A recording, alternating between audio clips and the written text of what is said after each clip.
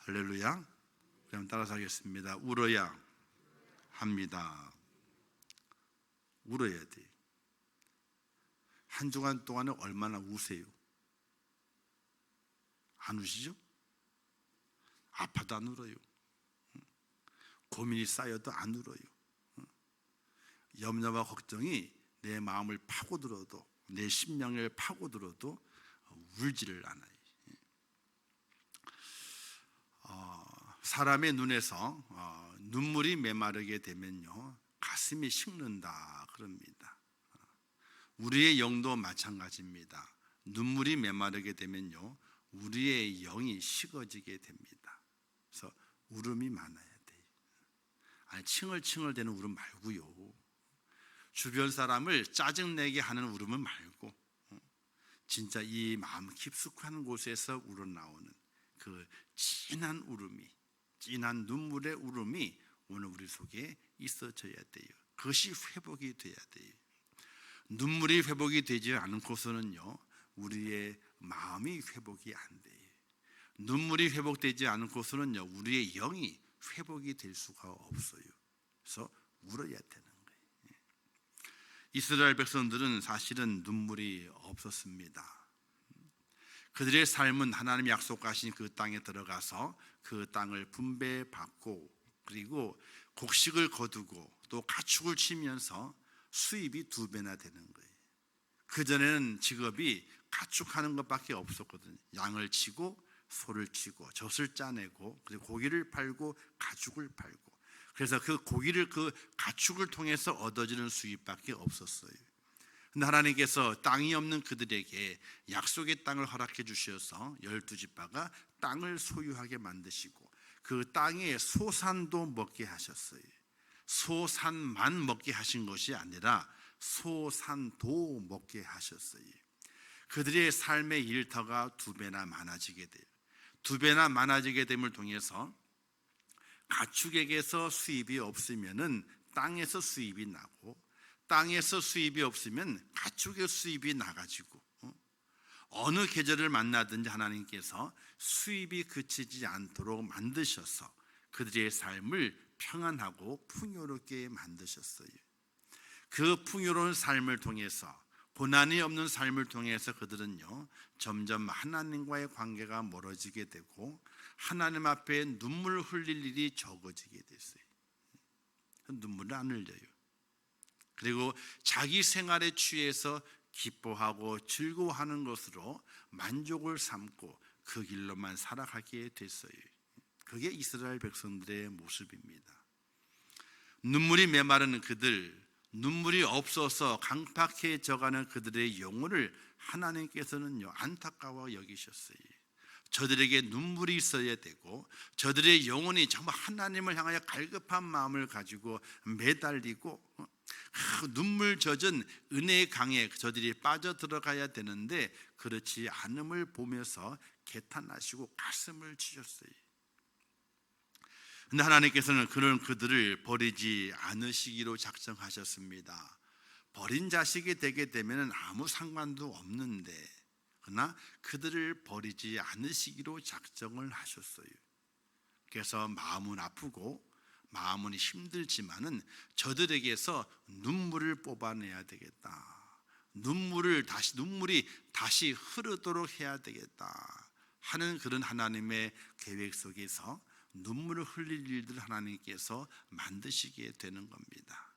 그게 바로 이제 요엘서에 말씀하시는 내용들을 우리가 볼 수가 있게 됐는데, 2절을 읽지 않았잖아요. 2절 말씀 이렇게 말씀했어요. 늙은 자들아 너희는 이것을 들을지어다. 자, 늙은 자라고 하는 이야기는 뭐냐면요, 하나님의 약속을 기억하고 하나님의 그 약속의 바탕 위에서 기쁨을 얻은 자들을 말하게 되는 거예요. 그들에게 말하기를 땅의 모든 주민들아 너희는 귀를 기울일지어다. 여호와의 날에나 너희 조상들의 날에 이런 일이 있었느냐. 지금까지 지나오면 너희 조상들의 날에 이런 일은 결코 없었다. 어떤 일이? 여호와의 날이 너희에게 임할 것이게 되는데 그 여호와의 날이 임하게 될 때에 너희들이 엄청난 고난 속에 빠지게 된다. 이걸 말씀하시게 돼요. 그러면서 5절 말씀에서 취하는 자들아, 취하는 자들아. 이 취한다고 하는 것은 뭐 세상에 취해 있는 겁니다. 세상의 즐거움과 세상의 기쁨에 취해 있고 세상에 먹고 마시는 풍요로움에 취해 있는 자들. 취했다고 하는 것은 인사불성이잖아요, 그죠? 분간하지 못하는 거예요. 그냥 내 마음이 즐겁기 때문에 뭔가 사물을 분간하지 못하고 좌우를 분간하지 못하고 비틀비틀거리는 상태를 말하게 됩니다. 하나님을 외면하고 하나님을 깨닫지 못하고 하나님의 은혜 안에 있지 않은 자들을 가리켜서 세상에 취한 자들아, 마음이 즐거워요. 육신이 기쁩니다. 무엇 때문에? 하나님 때문이 아니라 세상 때문에 기쁨과 즐거움이 있는 거예요. 이게 취한 자예요. 성경에서 취한 것을 이야기할 때가 있게 되죠. 술 취한 자들아, 또는 성령에 취하라, 이런 말씀도 있어요. 취하는 원인이 다릅니다. 술에 취한다고 하는 것은 세상에 취하는 거예요. 세상이 주는 즐거움과 기쁨의 취함을 통해서 인사불성이 돼서 하나님을 모르는 거예요. 성령에 취한 자는 하나님의 거룩한 은혜에 취해서 이제 거기에서 기쁨과 즐거움을 얻기 때문에 세상 즐거움은 나 모른다, 이렇게 세상을 버리는 자를 가리키게 되는 것이, 하나님께서 그의 택한 백성들이 어디에 취하기를 원하시는가? 바로 하나님께 취하고 성령에 취해서 세상은 나와 관계없고 라고 하면서 세상을 밀쳐내고 내 마음 중심의 자리에 하나님이 들어와 있는 그 백성이 되기를 하나님께서 원하신다는 사실이에요. 사랑하는 성도 여러분, 여러분들은 오늘을 살아가시면서 무엇에 취해 있으십니까? 무엇이 내 삶의 기쁨이 되고 무엇이 내 마음의 평안이 되고 무엇이 지금 나를 위로하고 있는가를 가만히 생각해 보게 되면요, 내가 어디에 취해 있는가를 알 수가 있게 돼요. 과연 하나님께 취해 있는가 아니면 세상에 취해 있는가? 그런데 안타깝게도 이스라엘 백성은 세상에 취해 있었어요. 세상에 주는 평안함과 풍요로움과 그 즐거움 속에 취해 있으면서 하나님을 분간하지 못하게 돼요. 세상의 속에 취해서 이리저리 비틀거리면서 하나님 앞에 제대로 서 있지 못하는 백성들이 이스라엘 백성들이었어요. 그래서 하나님 그들에게 뭐라고 말씀하시게 돼요? 너희는 깨어 울지어다. 포도주를 마시는 자들아, 너희는 울지어다. 이렇게 말씀하시게 돼요. 울어야 된다. 너희가 지금 취해 있는데, 세상에 취해 있는데 너희에게서 눈물이 나와야 된다고 말씀하게 돼요. 취해 있는 자는요, 다 자기 세상이잖아요, 그죠? 한번 술에 취해 보셨어요? 꼭지가 돌 때까지, 내가 어떻게 집에 왔는지 모를 때까지. 아마 그런 적 없으실 것 같아요. 저는 얘기 안 할게요. 그래요. 그렇게 꼭지가 돌 때까지 취하게 되면요, 내가 어떻게 집에 걸어 들어왔는지, 내가 그 모든 필름이 끊긴다 그러잖아요. 그 사이에 뭔 일을 내가 행했는지 도저히 알 수가 없어요. 그리고 한참 지난 다음에야 어렴풋이 희미하게나마 그 시간에 나의 모습이 기억될 때가 있어요. 이스라엘 백성들은 세상에 취했습니다. 그 모든 것이 하나님의 공급하심이었고 하나님의 은혜였고 하나님의 돌보심이었음을 잊어버리면서 그 세상에 취해서 하나님을 멀리하는 이스라엘 백성이 되었어요. 하나님 그들을 버리신다면요, 그 취한 상태에서 그냥 내버려 두셨을 터인데 하나님께서 그들을 버리지 않기를 원하셨어요. 다시 끌어안기를 원하셨어요. 그래서 그들 속에 너희가 울어야 된다. 울어라. 오늘 우리가 이 땅에 살아가는 동안에 믿음을 가진 하나님의 사람은 울어야 해요. 애곡하면서 정말 가슴을 치면서 울어야 돼요. 또는 더 나아가서 금식하면서 우리가 하나님 앞에 울어야 돼요.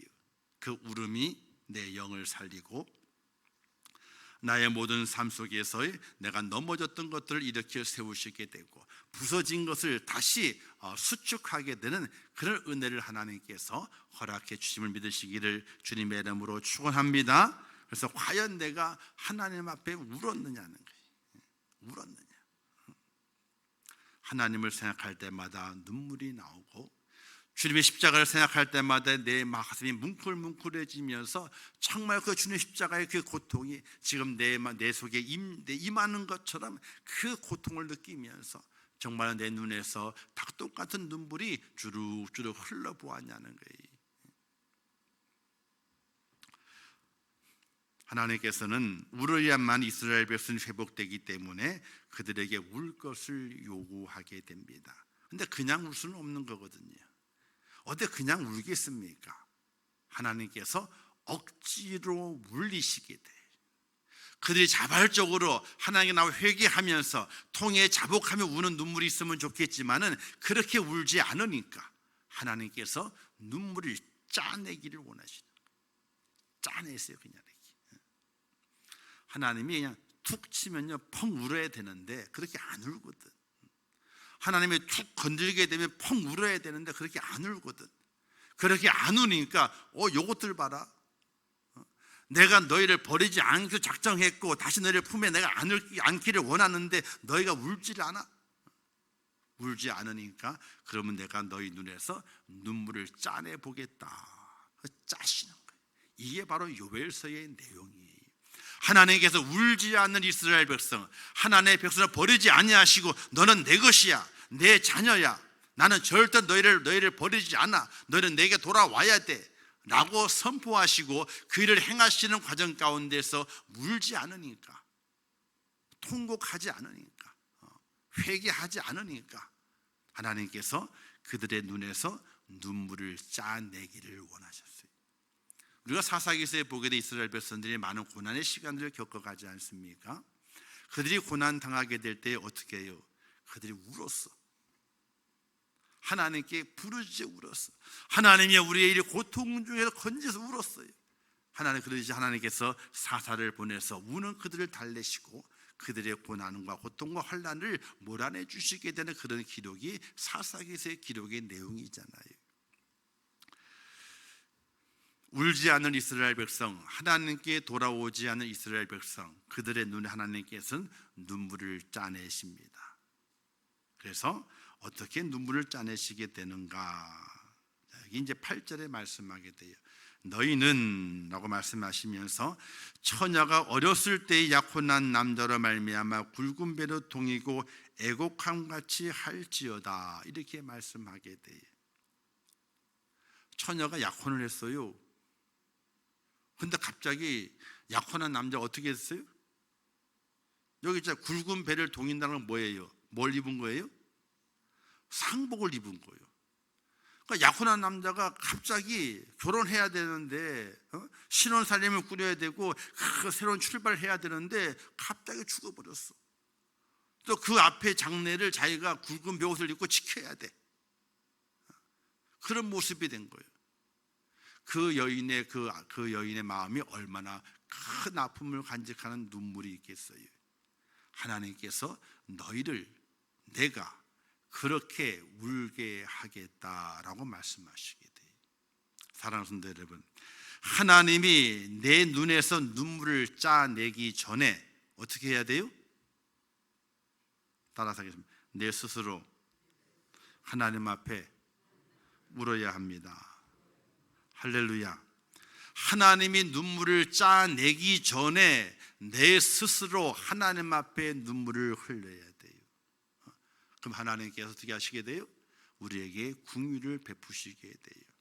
그러나 이스라엘 백성은 안타깝게도 스스로 눈물 흘리기를 주저하고 하질 않았어요. 아니, 아예 외면해 버리고 말았어요. 세상에 취해서 내 즐거움이 여기에 있나이다 라고 하면서 그 속에 들어가 있지 절대로 울지를 않았어요. 하나님께서 그들에게서 눈물을 짜내게 되는데 처녀가 약혼한 남자를 잃어버리고 굵은 베옷을 입고 장례를 치르는 그 속에서 울부짖는 그 울음을 내가 너희들에게 울게 하겠다, 이렇게 말씀하시게 돼요. 사랑하는 성도 여러분, 주님 앞에 온전함으로 울 수 있는 축복자가 되시기를 주님의 이름으로 축원합니다. 자, 그리고 또 어떤 울음을 말씀하시게 되느냐? 제사장들의 울음을 이야기하게 됩니다. 제사장들아, 너희는 굵은 배를 동이고 슬피 울지어다 라고 했습니다. 자, 제사장들은요, 하나님을 섬기는 제사장들입니다. 그런데 하나님께 드릴 제물이 없는 거예요. 하나님께 제사를 드려야 되는데 하나님께 드릴 제물이 없는 거예요. 제물이 없어. 하나님께는 빈손으로 나오면 안 되는 거거든요. 제사장은 백성들 대신해서 그들의 소제와 번제 이런 제사를 드리면서 하나님께 영광을 돌려야 되는데 그렇게 드릴 소제와 전제로 드릴 그 제물이 없는 거예요. 얼마나 그 마음이 안타깝고 얼마나 그 마음이 슬프겠어요. 정말 쥐어짜는 울음이 나올 수밖에 없는 거거든요. 일반 백성들에게는 처녀가 약혼자를 잃어버린 것 같은 그 애잔한 울음을 허락하시게 되고, 제사장들에게는 하나님께 드릴 제물이 없어가지고 발을 동동 구르는 그런 슬픔을 허락하시게 될 것이라, 이렇게 오늘 요일서에서 말씀하시게 됩니다. 그 슬픔의 날이 여호와의 날이다, 이렇게 15절 말씀에서 말씀한 것을 보게 되죠. 여호와의 날이 임하게 되는데 그 여호와의 날은 너희에게 기쁨의 날이 아니라 슬픔의 날인데, 너희가 세상에 취해서 내게 울지 않으니 내가 너희를 강제로 울게 하겠다. 어떤 눈물을? 약혼자를 잃어버린, 약혼자가 죽어서 그 장례를 지켜야 하는 그 여인의 울음처럼, 그리고 하나님께 제물을 드려야 되는데 제물이 없어서 하나님의 전 앞에서 발을 동동 구르게 되는 제사장의 그 안타까움을 가지고 우는 그 울음처럼 너희에게 그 눈물을 짜내겠다고 말씀하시게 돼요. 성경은 한 번 읽잖아요. 그러면 이런 것도 있구나 생각이 들어요. 두 번 읽게 되면요, 하나님의 사랑이 이렇게 크구나, 그런 생각이 듭니다. 세 번, 네 번, 다섯, 여섯 번 읽어가게 되잖아요. 성경을 읽는 것이 두렵고 떨려요. 하나님의 구원의 은혜와 사랑을 온데간데 얻게 되고, 그건 눈에 안 보여. 이제는 다른 더 깊은 곳에 담겨져 있는 하나님의 심판의 메시지가 더 눈에 각인되어 들어올 때가 있어요. 사실 성경은요, 하나님의 사랑을 노래하는 것은 많이 되지를 않아요. 간혹 중간중간에 몇몇 의미적인 모습으로 하나님의 은혜와 사랑을 이야기하게 됩니다. 그러나 하나님의 심판은요, 곳곳에 너무나 많이 상세하게 어떻게 하나님의 심판이 임했는지를 상세하게 기록해 놓고 있으면서 하나님을 믿는 믿음의 사람들에게 하나님께서 경고하고 있는 부분이 너무 많다는 사실이에요. 저도 성경 읽다가 어떻게 돼요? 아이고, 이건 지나가자 그냥 훅 넘겨요. 왜? 너무나 심판의 색깔이 뚜렷해. 심판의 색깔이 뚜렷해.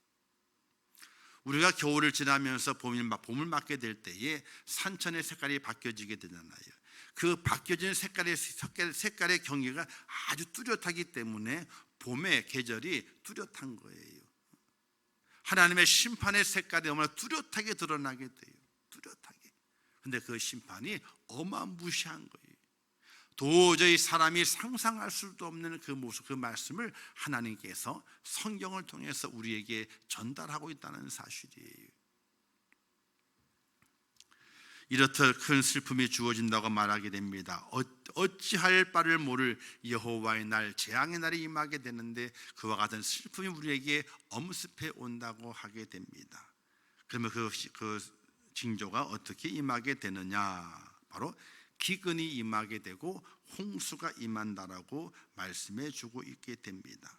19절 20절 말씀 이렇게 말씀했잖아요. 여호와여, 내가 부르짖으오니 불이 목장에 불을 살랐고 불꽃이 들의 모든 나무를 살랐음이니이다. 들짐승도 주를 향하여 헐떡거리오니 시내가 다 말랐고 들의 풀이 불에 탔음이니이다. 이렇게 말씀을 남기게 됩니다. 기근을 이야기하게 돼요. 기근. 우리나라는 풍년 이야기하게 됩니다. 근데 과연 그 풍년이 쌀이 많이 생산됐기 때문에 이 풍년이라 말하게 되지, 우리의 삶의 모든 환경들은요 지금 기근의 때를 지나가고 있어요. 지금 기근의 때를 지나가고 있어요. 직장을 다니는 사람들 물론이거니와 사업을 하시는 분은 더 큰 기근의 때를 지나가고 있어요. 온 세계가 기근의 때를 지나가고 있어요. 두 나라의 전쟁이 별것 아닌 것 같았었는데 지금 점점 그 전쟁의 세기가 번져가고 있잖아요. 영향을 받는 것이. 온 세계가 그 전쟁 때문에 어떻게 돼요? 영향을 받고 있지 않아요? 한 나라의 흉년이 그 나라의 흉년으로 끝나는 것이 아니라 온 세계의 흉년으로 넓혀져 가는 것을 볼 수가 있어요. 지금은 글로벌 시대이기 때문에 한 나라의 어려움이 그 나라의 어려움이 끝나는 것이 아니라 그 나라의 어려움이 전 세계적인 어려움으로 번지는 것을 볼 수가 있게 돼요. 지금은 IMF가 있잖아요. 온다고 하는 것이 한 나라에만 오는 것이 아니에요. 들불처럼 확 번져서 온 세계로 퍼져나가게 돼요. 나라에 빚을 진 것이 한 나라에만 빚을 진 것이 아니거든요. 서로가 다 그 빚으로 다 연계되어 있어. 한 나라가 폭삭하게 되면요 그 연쇄적인 반응에 의해서 어떻게 돼요? 계속해서 증가가 돼요. 넓혀져 가게 돼요. 삶에 기근이 오고 있는데 그 기근이 오고 있는 것을 모르고 살아가게 돼요. 요즘 우리나라의 그 홈쇼핑을 보게 되면요 트렌드를 알 수가 있습니다. 코로나 시대 때는요 늘 먹는 거였어, 홈쇼핑. 요즘은요 안 보시니까 너무 거룩하셔가지고 홈쇼핑도 안 보시고 그냥 TV도 안 보시니까 잘 모르시죠? 요즘은 홈쇼핑 같은 데서 뭐가 많이 대세를 이루어요? 맞았어요. 여행 상품이요. 뭐 필리핀 어디 세부인가요? 세부가 필리핀이에요. 세부를 오라 그러니 어디로 오라느니 하도 그 홈쇼핑에 장식하는 것이 거의 이 골드 시간대에 그때 다 여행 상품으로 도배를 해요. 뭐 거의 많은 홈쇼핑의 내용들이. 그전에는 안 그랬습니다. 그전엔 다 먹는 거였어. 왜? 집에서 배달시켜 먹으니까 착착 집까지 오거든요. 밖에 나가지 않으니까. 그런 걸 주로 이루었는데 지금 어떻게 돼요? 지금은 이 여행 상품과 그리고 이제 옷, 여행 갈 때 입는 옷 있잖아요. 그 옷 상품이 홈쇼핑에 도배를 하고 있어요. 그걸 보게 되면 시대가 어떻게 변화하고 있는지를 그걸 알아요. 그래서 저는 그걸 잘 본다는 것이 아니라 채널을 돌리다 보면은 홈쇼핑 많이 지나가잖아요. 지나가면 거의 골드 시간대에 8시부터 10시 사이는요 거의 여행 상품이에요. 여행 상품으로 뭐 최저가라는 그러면서 최저가는 몇 개 없어요. 다 곱빼기요. 가격이 다 비행기가 다 올라가지고 엄청나게 비싸요. 어쨌든 비싸더라도 다 이용하기 때문에 그게 되는 거예요. 지금 세상은 어떻게 돌아가게 되느냐? 정말 거기에 취해 있어. 3년 동안 발이 묶였기 때문에 그 묶인 발을 풀어가는 곳에 다 취해 있는 것을 볼 수가 있게 돼요. 울음을 잊어버리게 되고 세상에 취해 살아가고 있는 어리석은 인간들을 보게 됩니다. 우리는 3년여 동안의 코로나 시대를 통해 깨닫는 바가 있어야 돼요. 우리 그리스도인들은 왜 하나님께서 코로나를 주셔가지고 그 어려움을 겪게 만드셨는가를 알아야 돼요. 어떤 목사님이 그러시더라고요. 왜 마스크를 쓰게 했느냐? 마스크를 왜 쓰게 했다 그래요? 세상 말로 헛소리 하고 다니지 말라고. 믿는 사람들이 믿음의 소리를 해야지 세상의 소리 하고 다니지 말라고 마스크를 씌웠대. 그리고 발을 묶었잖아요. 왜 발을 묶었어요? 연휴 때가 되면은 너도 나도 할 거 다 밖으로 나가니까 그게 자랑이 돼가지고 다 밖으로 나가게 되니까 그 밖으로 못 나가도록 발을 꽁꽁 묶었대. 그랬잖아요. 3년 동안 해외여행 못 가잖아요. 갈 수가 없었지. 발 꽁꽁 묶었대. 그리고 돈 쓰고 싶은데 돈을 잘 못 썼잖아요. 왜 돈을 못 쓰게 만들었느냐? 하나님께 쓰기는 큰 인색해도 자기 인생의 삶을 즐기기에는 인색하지 않고 썼기 때문에 한번 못 써봐라 하고 묶어뒀대. 근데 하나님이 잘못 묶으셨어요. 그냥 냅둬야 되는데. 왜? 코로나가 풀린 다음에 깨닫고 믿음으로 다 돌아오면 좋겠는데 돌아오지 않고 요때다 싶어가지고 다 나간다 그러고, 요때다 싶어가지고 이제 어떻게 돼요? 이 핑계 저 핑계 되는 입술만 들어가지고 교회에 오지도 않고, 이때까지 모아둔 돈 내 좋은 거 다 해보겠다 그래가지고 다 그걸 쓰고 다니고 있다는 거예요. 제 얘기가 아니고 어느 목사님이 설교 중에 코로나 3년을 지나면서 우리 그리스도인들 어떻게 변화됐는가를 이야기하면서 그런 이야기들을 하게 돼요. 변화가 됐다는 겁니까? 안 됐다는 겁니까? 오히려 더 나빠졌다는 거예요. 믿음도 나빠지게 되고 희생과 헌신 나빠지게 되고 서로 합력하는 것도 나빠지게 되고 좋아진 것이 아무것도 없어서 하나님께서 코로나를 괜히 주셨나 보다 후회하실 거라고 이렇게 이야기하는 목사님도 계세요. 사랑하는 성도 여러분, 오늘 우리의 삶 속에 기근이 옵니다. 인생의 삶에 기근이 옵니다. 지금도 기근의 때예요. 우리가 그걸 느끼지 못해 살아간다면 안 되는 겁니다. 기근입니다. 지금 기근이에요. 육적인 기근도 되지만 영적 기근도 되게 됩니다. 헐떡이는 이들이 많습니다. 죽겠다고 아우성치는 사람들이 많습니다. 그 영혼이 피폐해져 갖고 영혼이 가지고 찢겨져 가지고 의지할 곳 없어 이리저리 헤매는 영혼들이 얼마나 많이 있습니까? 기근의 때가 온 거예요. 저도 여기 이렇게 말씀하게 되죠. 12절 말씀 보겠습니다. 11절부터 농부들아 너희는 부끄러워할지어다 포도원을 가꾸는 자들아 복할지어다 이는 밀과 보리 때문이라 밭의 소산이 다 없어졌음이로다 포도나무가 시들었고 무화과가 말랐으며 석류나무와 대추나무와 사과나무와 밭의 모든 나무가 다 시들었으니 이러므로 사람의 즐거움이 메말랐도다 이렇게 말하게 됩니다. 밭에 소산이 없는 겁니다.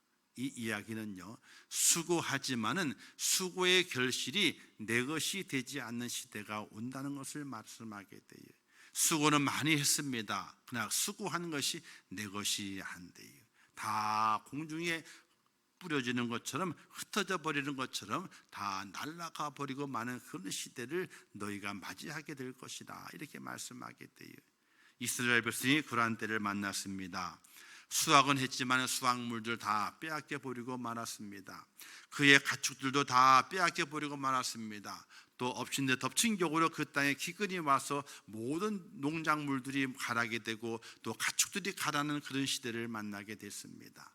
그들의 즐거움이었고 그들의 기쁨이었던 것들이 다 사라져 버리고 마는 그 때를 만났던 거예요. 왜 그 때를 주셨는가? 왜 그 고난의 때를 주셨는가? 하나님께서는 그들의 눈물을 보기를 원하셨기 때문에 그래요. 눈물을 흘리지 않으니까 눈물을 쥐어 짜기 위해서 하나님께서 그들의 소산을 다 사라져 버리게 만들고 그들의 가축까지도 가라게 만들어서 아무 열매가 없도록 만드는 그런 재앙의 때를 그들에게 허락하셨다는 이야기예요. 사랑하는 성도 여러분, 오늘 이 시대도 마찬가지입니다. 우리가 수고하지만은 수고의 결실이 그렇게 실하질 않아요. 어떤 때는 손해 볼 때도 있고 어떤 때는 정말 깡그리 망해버릴 때도 있습니다. 우리의 삶에 기근이 있습니다. 내 육신의 기근이 있고 내 영혼의 기근이 있습니다. 말씀은 많이 있지만 그 말씀이 내 귀에 들려오지 않습니다. 왜? 세상에 취했던 귀가 있기 때문에, 세상에 취했던 우리의 마음이 있기 때문에 하나님의 말씀이 들려오지 않고 하나님의 말씀이 내 마음밭에 심겨지질 않아요. 아무리 단비가 내리지만 그 단비를 가둬두질 않습니다. 다 흘러내버리고 맙니다. 왜 이러한 때를 우리에게 허락하셨는가를 우리는 말씀을 듣고 예배하면서 곰곰이 생각해 봐야 됩니다. 하나님이 지금 내게 무엇을 원하실까? 내게 무엇을 원하실까? 하나님 원하시는 것은 다른 것에 있는 것이 아니라 깨어서 울어라, 이렇게 말씀하시 믿으시기를 주님의 이름으로 축원합니다. 너희가 부르짖어라 이렇게 말씀하시게 되죠. 깨어서 울으라고 말씀하시게 됩니다. 이 재앙을 피할 길은 다른 곳에 있는 것이 아니라 하나님의 궁유를 바라보면서 그 하나님께 우리가 눈물 쏟게 될 때에 이 재앙의 때를 피할 수 있다고 말씀하시게 되는 거예요. 사랑하는 성도 여러분, 한번 울어야 돼요. 울어야 돼요. 부끄러워 생각하지 마시고 울어야 돼요. 우는 걸 부끄러워 생각하면 안 돼요. 하나님 앞에 나와서 우는데 그 우는 것을 부끄럽게 생각하면 안 돼요. 울어야 돼요. 왜? 하나님은 우리의 눈물을 원하세요. 사실은 피를 원하시지만은 피까지 달라 그러면 안 줄 것 아니에요. 그죠? 너의 피를 내게 달라 하면 안 줄 것 아니에요. 하나님께서 우리를 바라보면 울라고 말씀하시게 돼요. 지금 이 마지막 때에 어려운 때를 지나갑니다. 정말 힘든 때를 지나가요. 영의 눈으로 가만히 살펴보세요. 물질적으로도 어렵지만은 영적으로 더 어려운 때를 지나가요. 사람의 마음이 얼마나 많이 강팍해져 있는지 몰라요. 믿는 사람이나 안 믿는 사람이 할 것 없이 다 그 마음이 강팍해져 있어요.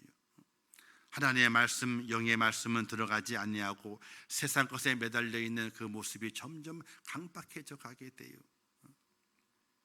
그러면 사막이 있잖아요. 사막이 왜 사막이 되는 줄 아세요? 햇볕이 365일 계속 햇볕이 찌게 되면요 사막이 돼요. 그냥 사막이 돼요. 그게. 근데 그 사막이 변해가지고 옥토가 되는 방법이 있어요. 어떤 방법일까요? 거기에 비가 오면 돼. 비가 오게 되면요 사막이 변해가지고 옥토가 돼요. 우리 황사 있잖아요. 이 황사가 되는 것이 저기 몽골 쪽에 중국 북쪽이잖아요. 그쪽에 비가 안 와가지고 그 모래바람이 일으켜가 모래바람이 공기가 팍 떠오르니까 어떻게 돼요? 대기 중에 있는 공기 흐름이 있거든요. 그 흐름을 타가지고 어떻게 돼요? 우리나라 다 넘어오게 되는 거예요. 눈물이 없으면요 그냥 사막이 되는 거예요. 내 마음이. 오늘 하나님께 우리의 마음이 사막이 되기를 원치 않는다는 거예요. 너희가 울어라. 너희가 울지 않느냐? 내가 그럼 너희를 쥐어짜서라도 울게 하겠다. 이렇게 말씀하시면 우리의 삶에 고난과 역경과 환난의 시간들을 마련해 줄 수 있다는 사실이에요. 우리 하나님의 깊으신 뜻을 알아야 돼요. 제가 가끔 얘기하지 않습니까? 할아버지가 참 많이 기억이 된다고. 할머니의 사랑은 많이 받았는데 근데 기억은요 할아버지가 기억이 돼. 참 이상하죠 그게. 할아버지 참 지혜로우신 분이었어요. 제가 뭔가 시골에 혼자 이제 부모님과 떨어져 살게 될 때에 잘못 크면 안 되잖아요. 그래서 늘 할아버지는 저에게 엄하게 대하셨어. 진짜 엄하게 대하셨어. 제가 밥을 빨리 먹잖아요. 그때 배운 거예요. 밥을 빨리 안 먹고 있잖아 그러면요 밥그릇 툭 집어가지고 던져요. 반찬 투정한다 그래가지고 밥을 먹지 말래 그러면 빨리 먹어야 돼. 빨리 먹고 딱 제자리를 떠야지 잔소리를 안 들어. 그래서 엄청 빨리 먹어. 왜? 늦게 먹으면요 그냥 아무에게도 말씀도 안 하셔. 밥 먹기 싫구나 두고 던져버려. 바깥으로 던져버려요 그냥. 근데 제가 뭔가 잘못하게 되면은 따끔하게 가르쳐야 된다. 부모 떨어져 있기 때문에 할아버지 할머니 손에 키웠기 때문에 버르장머리 없이 키웠다는 얘기 안 듣기 위해서 버릇을 가르쳐야 된다는 회초리를 드셨어요. 그 회초리를 때려요. 종아리를 다 때린 다음에 저는 눈물구멍 다 흘리지 그냥 죽었다고 그냥 소리 지르고 그냥 때리셔.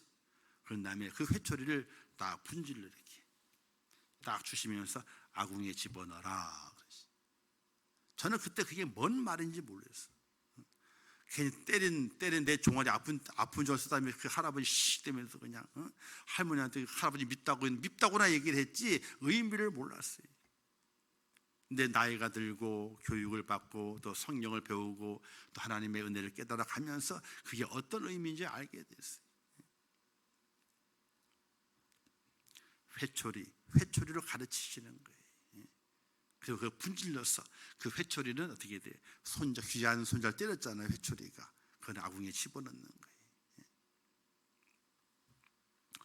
우리가 하나님의 말씀을 듣고 우리의 삶에 벌어진 현상을 통해서 하나님의 그 속뜻을 알아야 돼요.